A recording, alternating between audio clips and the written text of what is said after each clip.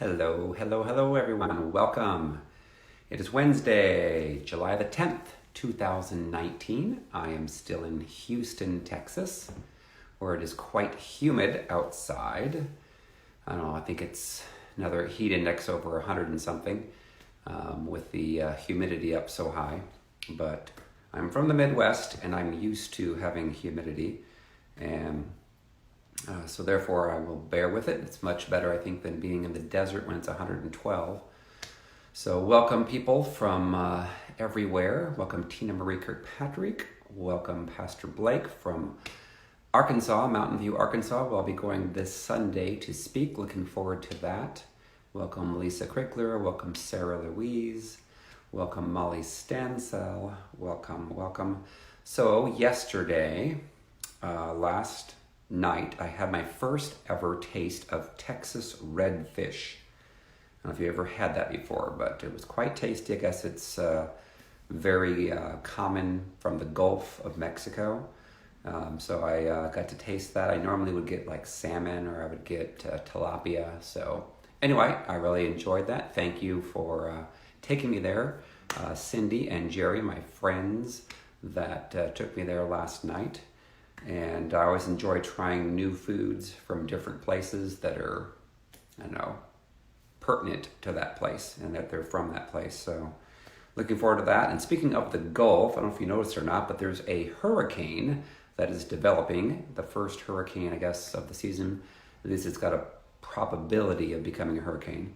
And fortunately, I am going to be in Monroe, Louisiana on Friday night, and they said that the hurricane, if it develops into one, will probably go somewhere around New Orleans, coming inland, and but it won't be until sometime on Saturday. So I will be leaving Saturday morning, so no problems with our Friday night Monroe, Louisiana Freedom Night, and then I'll be driving 5 hours north of Monroe, Louisiana, north of Little Rock, Arkansas, to Mountain View. And I'll be there on Sunday morning, speaking Sunday morning as well as Sunday evening. Looking forward to that. That is at the, let me find it here, the Grace Fellowship Church that's in Mountain View on July the 14th on Sunday. So yay. Also, I'll give you a little heads up. So I talked about yesterday about the first True Freedom tour stop that we're doing in Cleveland. That's going to be November the 16th. So my good friend Christopher Milo had stopped in there and met with the people that are the event coordinator for that specific Marriott that we're looking to go to. And lo and behold, the guy that's in charge of the actual event there is a Christian. And he's thrilled and can't wait for us to come there. So the Lord is all over this. It's going to be amazing. And we're also looking at other conference sites. In fact, I'm going to be checking out one at the Marriott in the Woodlands here in Houston. And I love the Woodlands area. They've got a lot of nice shopping around there, a lot of places to eat, very safe and very nice. It's got a waterway there, very pretty.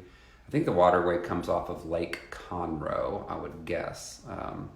So anyways, we're looking at multiple sites in 2020, as we continue. That's where the Lord's leading us, is to get 500 to 1,000 people so that we can come together, have a great time, great worship songs, and have 4 powerful speakers with Christian psychologist Dominic Herbst from Restoring Relationships, and then Christopher Milo, amazing pianist and speaker. He plays the piano like better than Liberace, and just amazing. And then my really good friend Robia Scott, who was in the movie Unplanned, that is now playing up in Canada now. Finally, they got it up there after Canadians were trying to stop it. So I can't wait. It's going to be really powerful. It's going to be fun. We're going to have lots of people get set free. We're going to have lots of people get healed. And the enemy can't stop it. So it's going to be awesome. It's going to be fun. And I don't know where we're going to have our third location at, but I'm planning to have here in Houston probably in January. Maybe we'll go to Southern California out by Robia and have it out there in Orange County. That would be cool for like maybe in February. So anyway, stay tuned on all of that. And let's see, I think that's all the pre-stuff I wanted to share with you guys. So the topic of the day is the benefits of living a life of contentment and humility. And it's interesting because a lot of people in life are not content. Why would that ever be? Well, because the enemy doesn't want us to be content, does he? No, he does not. He wants us to think that the grass is always greener on the other side. He wants us to lust after money, lust after people, lust after weird, bizarro lifestyles.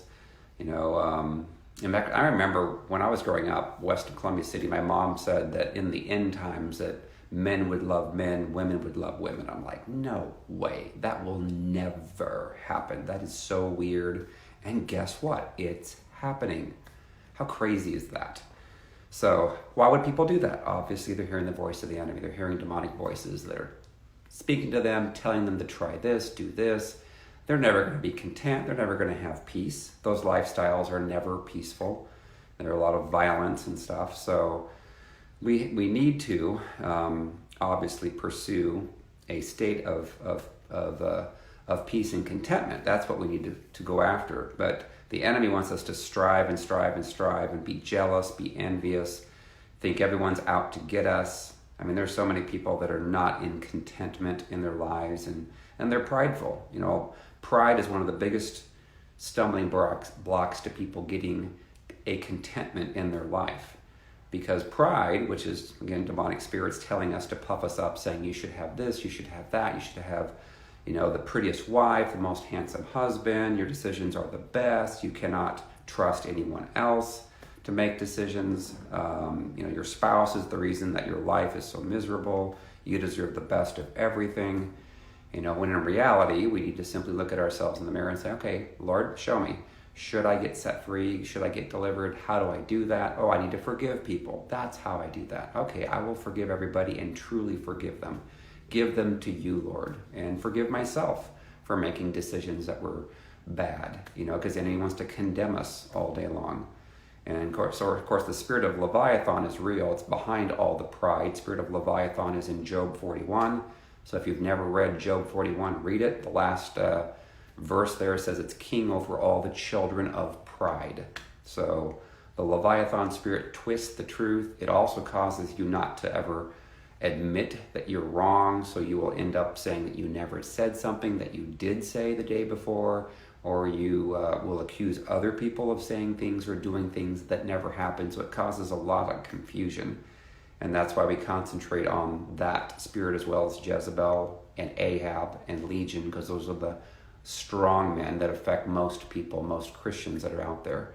So we need to go through that freedom. And it causes billions of people around the world to never be satisfied. Never, ever, ever. Always want more. In fact, I remember one guy I was working with in ministry. He was a half a billionaire, and his brother was in charge of this very large business, I'll say.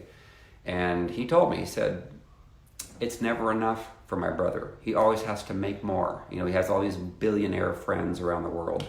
They get together out in the Hamptons and hang out for several weeks. And he said they're just miserable. They're not content with anything. It's because that enemy is driving them. You need more. You need more of this. You need more of that. They're in fear of all these sicknesses and diseases. He said they're tormented. And so now that he's gotten set free, he's like, my gosh, I have much more freedom now. Now I can discern when the enemy's trying to speak to me, so I can shut it down, so I can be more content. And he's not prideful, like his siblings are. So you think about too with sex. A lot of people are addicted to sex.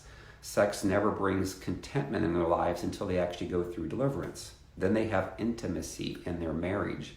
Otherwise, you're not going to ever have any contentment. Money won't bring you contentment.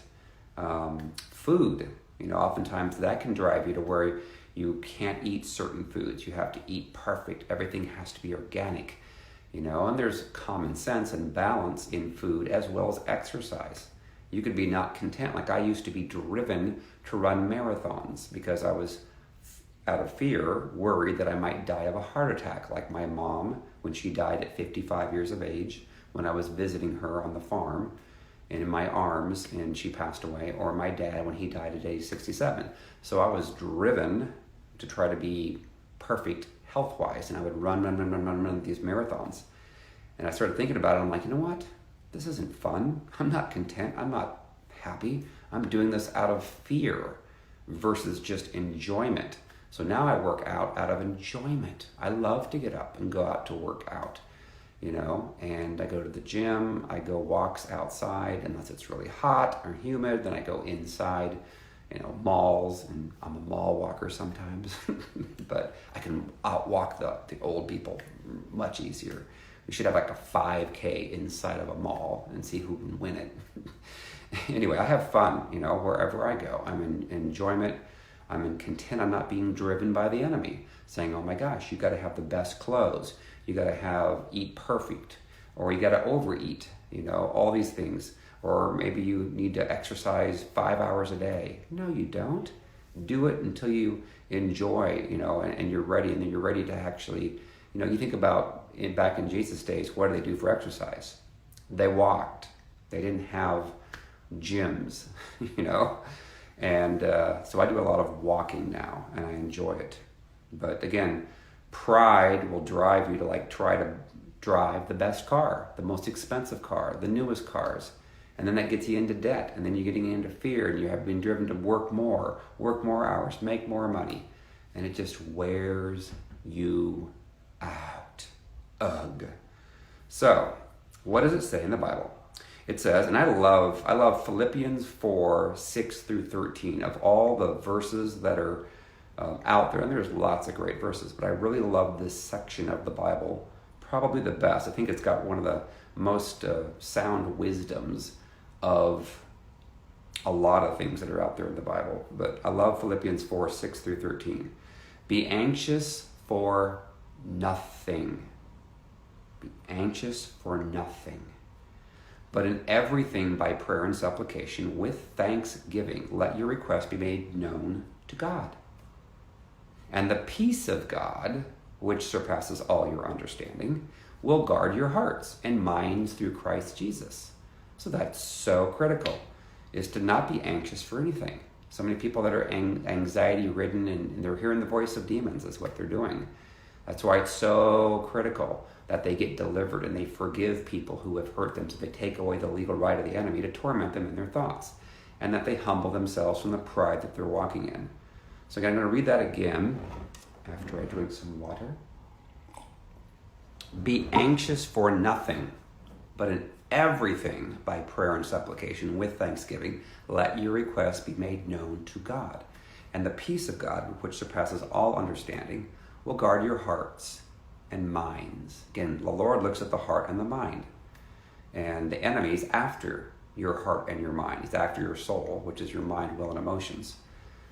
Then it goes on. It says, finally, brethren, whatever things are true, whatever things are noble, whatever things are just, whatever things are pure, whatever things are lovely, whatever things are of good report, if there's any virtue and if there's anything praiseworthy, meditate on these things. So think about those things. The things which you learned and received and heard and saw in me, these do. And the God of peace will be with you.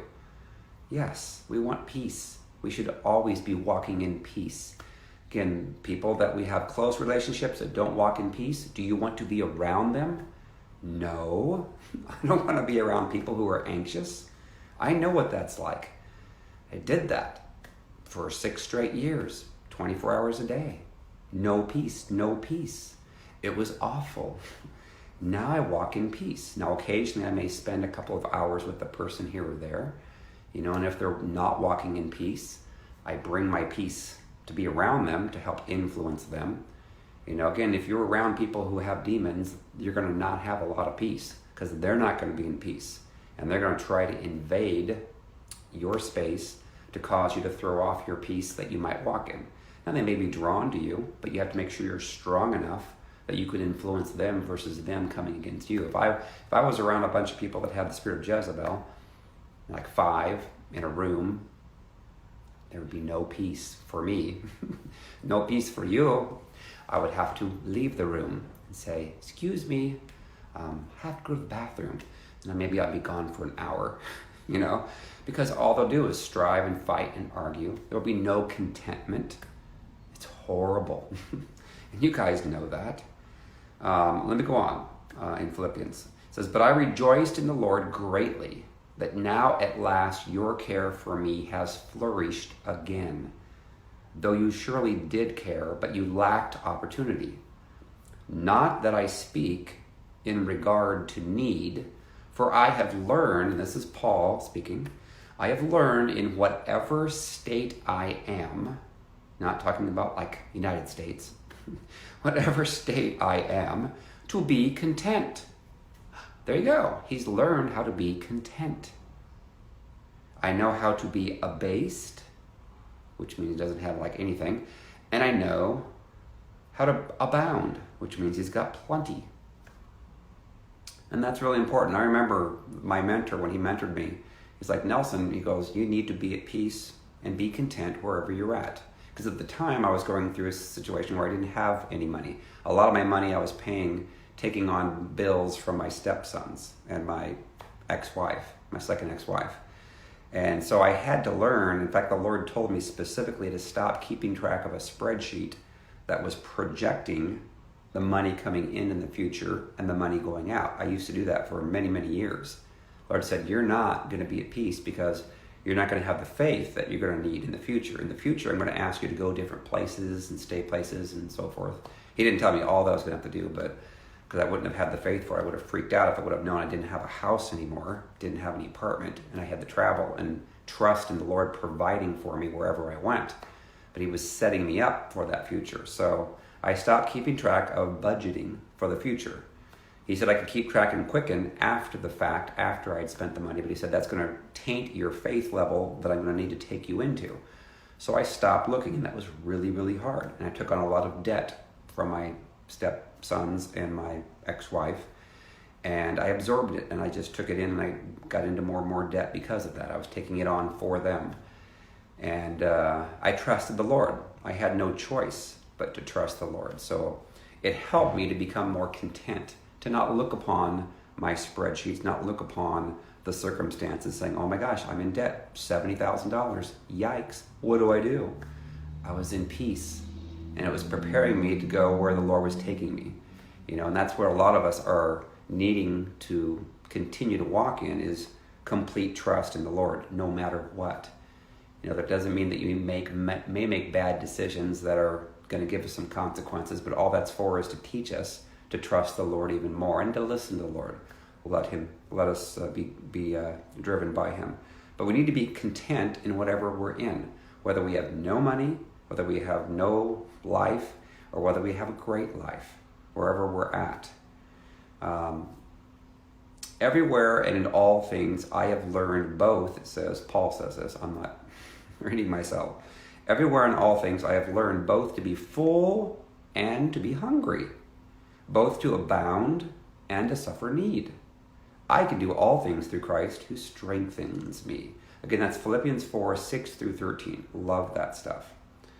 So I've talked about this before. I'm going to reiterate it for new people that have come on. In 2005, the National Science Foundation published an article summarizing research on human thoughts per day. It was found that the average person has up to 60,000 thoughts per day. 80% of those are negative, and 95% were exactly the same repetitive thoughts as the day before. So that's the enemy. Those are demonic things. Thoughts coming in from the enemy, trying to remind you, you might not have enough money to pay your bills. You may have this bad thing happen, that bad thing happen. So how many times do we get all these negative thoughts that are planted by the enemy? Well, if we don't take every thought captive, like Paul says, 2 Corinthians 10, 3 through 6, take every thought captive under the obedience of Christ. Well, if we don't do that, then the enemy's going to have havoc with us. We're going to get into fear and worry and anger. We're not going to be content. We're going to be prideful. So then there was another interesting study, Leahy, 2005, study of Cornell University, in which scientists found that firstly, 85% of what we worry about never even happens. 85% of what you worry about never happens. Think about that. That's why you should take your thoughts captive and stop letting it get you into fear and worry. Oh my goodness, oh my gosh, oh my goodness. Secondly, with the 15% of the worries that did actually manifest and happen, 79% of the subjects discovered that they could handle the difficulty better than expected, or that the difficulty taught them a lesson worth learning. The conclusion is that 97% of our worries are baseless. They're coming from the enemy. That's what. You don't have to worry about things. Never, ever worry. So if you are single, and again, I've been single now since I separated back on January 23rd, 2015, I have had to learn to be content in that singleness. I had been married really my whole life. Even going through the separation and divorce with my first wife, that was a short period of time before the Lord brought me my second wife. So I didn't really have much time to ever walk in singleness. And now I've learned some of the benefits of being single. And guess what? I can now do what I want to do. I can do what the Lord tells me to do. I don't have to reason with another human being, try to convince them that this is what the Lord's telling me to do. So if that person doesn't have the same faith level that I do, I can do a lot more because the Lord's telling me, I'm hearing from him clearly, and I'm doing what he says. And sometimes he takes me in situations that aren't fun, but they're for other reasons, other higher purposes, the greater anointings, things like that. So I have to trust him, though. Trust him, trust him, trust him, trust him. And trust that you're hearing the Lord. If you're concerned that you're not hearing correctly, you need another word, you need a confirmation in a dream, then ask the Lord for that. He's faithful and just. He will give you that. But there's too many people who are single who are not content. And like, oh my gosh, I got to get married. I got to get married. I got to have a man. Or I got to have a woman. It's like, no, you don't. Why don't you be content where you're at and thank the Lord and draw closer to the Lord? Paul said it's better to be single. And I see the value of that now because I would probably have a lot more challenges had I been married trying to do this because I would have been distracted, wanting to go on dates, with my wife and other things and having to deal with my wife's own family that she has, drama and so forth, the enemy working in that relationship. And it would be more of a challenge. The Lord told me he's going to set up the ministry through me around the world, and it's being set up. And I never thought it would be like this, but now that I look back, I'm like, yeah, I could never have written all those books as fast as I did.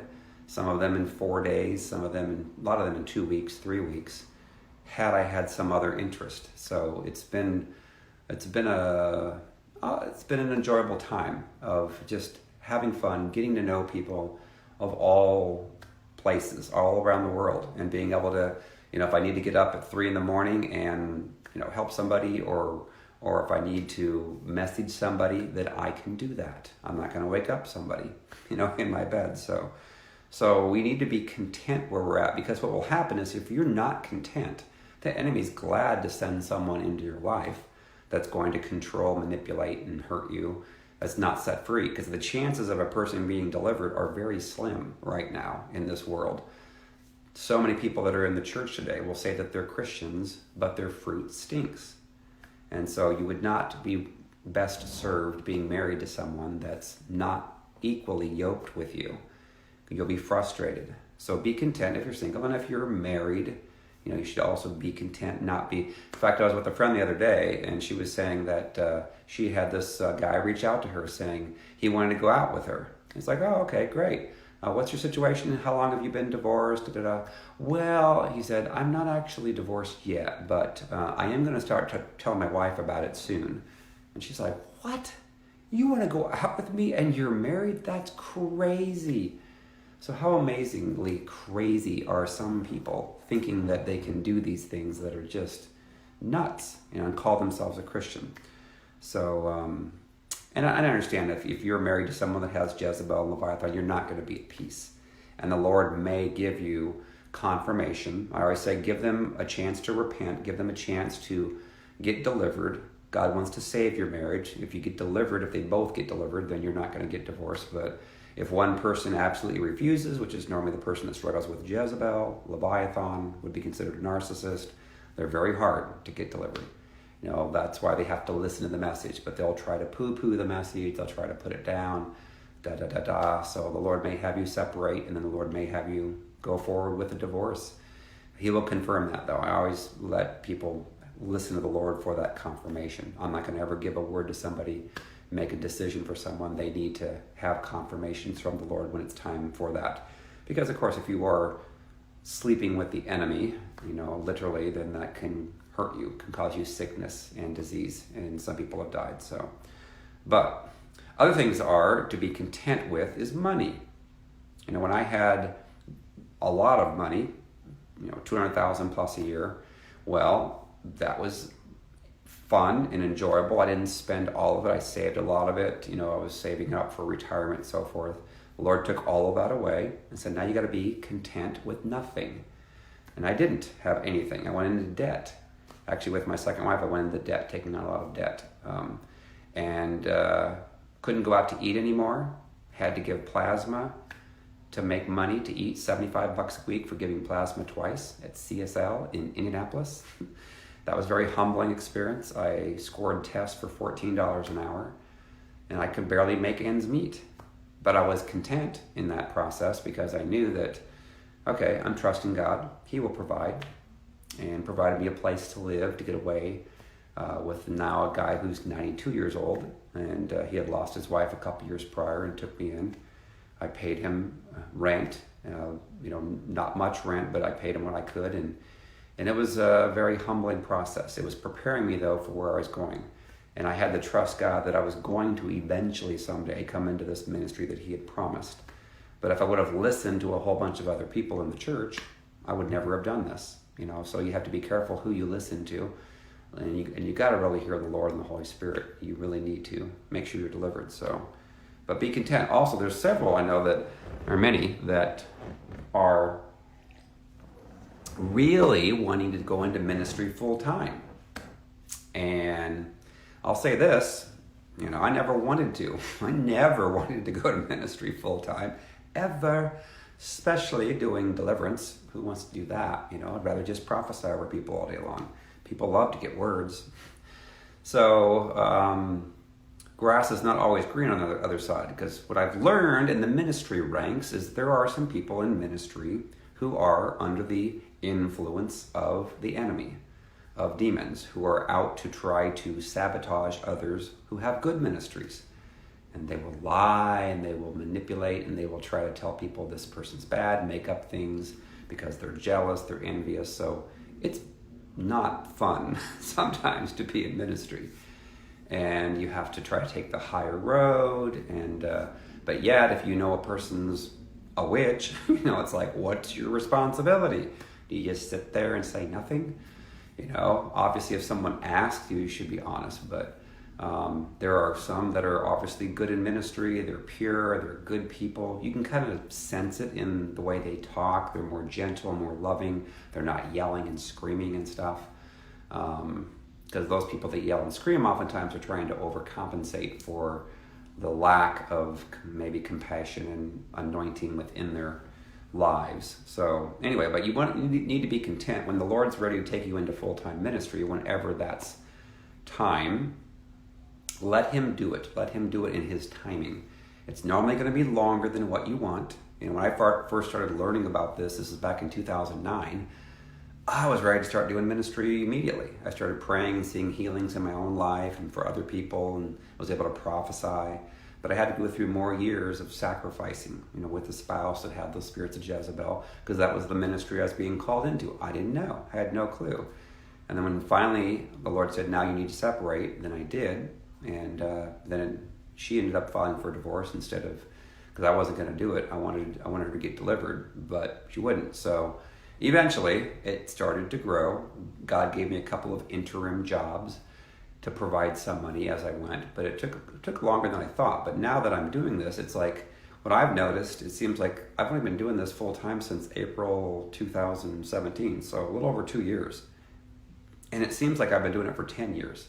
It seems like there has been so much increase in the pace of the ministry and getting the word out there on the streets throughout the world. You know, the TV show, for instance, that the Lord gave me, I wasn't looking for it. I wasn't planning on it. Having books translated into different languages like Spanish and German. You know, God has set the people and put them into position, and now it is starting to grow, taking on a life of its own. People are hearing about the ministry and coming into it. Well, if I would try to strive and make all that stuff happen, I would have been exhausted. That's not the way God is. And I know I've seen people that are in ministry that are just trying as best they can to kiss up and to get in good and get into favor with people who already have established ministries. And they're trying to do it themselves. And that's not being content. Being content, again, oftentimes if you aren't content, it's because of pride. So you have to humble yourself. You know, God is working to complete you, complete all of us. He's working to complete me. I should not be the same Nelson Schuman that I was a year ago. And I'm not. You know, I'm going to be different hopefully 6 months from now and a year from now. You know, if the Lord's planning to take this to where we're doing, say, 15 or 20 conferences next year in hotels and having 500 to 1,000 people, then great. That's the Lord doing that. You know, I will be a part of that, and I will listen to the Lord, let the Lord do that for me. So it's going to be driven by the Lord and not by myself. So some of the verses I want to read here. James 4:6 says, "But he gives more grace. Therefore he says, God resists the proud, but gives grace to the humble." James 4:10, "Humble yourselves in the sight of the Lord, and he will lift you up." Proverbs 29:23, "A man's pride will bring him low, but the humble in spirit will retain honor." So again, the Lord wants us to be humble, not prideful, and to be content. So the benefits of being content and humble are, number one, you're going to have more peace in your life. Number two, you're going to have more joy. Number three, you're going to be more calm. Number four, the Lord's going to bless you supernaturally in ways that you can't make favor happen as much as the Lord's going to do for you. Also, your overall health is going to be better and you have less sickness in your body, less diseases. Your blood pressure should be lower. You're going to live longer.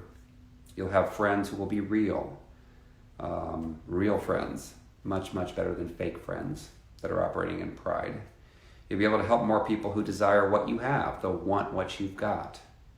And the more humble that you are, the closer that you will become to Christ and become more Christ-like. Think about the Israelites. They grumbled and they complained, and God let them die in the desert over a 40-year period. The Israelites were not content. They're complainers, complainers, complainers, and complainers. So, not good. Also, think about David. David and Bathsheba. David was not content. He was actually overlooking and found and saw this beautiful woman taking a shower outside where he could see. And what happened? Bad things happened. This is in, I'm going to read this, 2 Samuel 11 and also 2 Samuel 12. Okay, 2 Samuel 11 and 12 says this, "It happened in the spring of the year, at the time when kings go out to battle, that David sent Joab and his servants with him, and all Israel. And they destroyed the people of Ammon and besieged Rabbah. But David remained at Jerusalem. Then it happened one evening that David arose from his bed and walked on the roof of the king's house. And from the roof he saw a woman bathing, and the woman was very beautiful to behold. So David sent and inquired about the woman. And someone said, 'Is this not Bathsheba, the daughter of Eliam, the wife of Uriah the Hittite?' Then David sent messengers and took her, and she came to him, and he lay with her, for she was cleansed from her impurity, and she returned to her house. And the woman conceived, so she got pregnant. So she sent and told David and said, 'I am with child.' Then David sent to Joab, saying, 'Send me Uriah the Hittite.' And Joab sent Uriah to David. When Uriah had come to him, David asked how Joab was doing, and how the people were doing, and how the war prospered. And David said to Uriah, "Go down to your house and wash your feet." So Uriah departed from the king's house, and a gift of food from the king followed him.